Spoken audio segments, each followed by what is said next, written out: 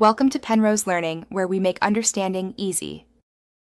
You start by confirming backups so you don't lose originals. Turn off automatic sync if you intend permanent deletion.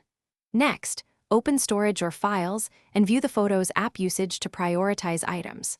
Scan camera roll, downloads, and shared albums to find duplicates and large media.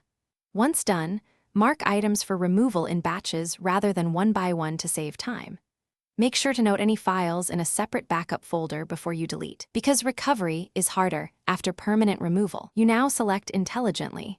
Use multi-select, search filters by date or file size, and pick large videos first because they free the most space. Delete to trash or recently deleted. That intermediate step prevents accidental permanent loss. Once the trash holds only items you meant to remove, empty it from the device and then the cloud account if applicable.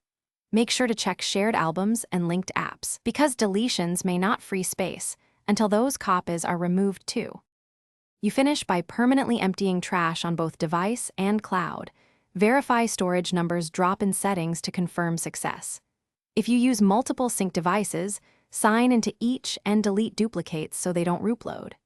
Once done, restart the device to force a storage refresh and check free space again.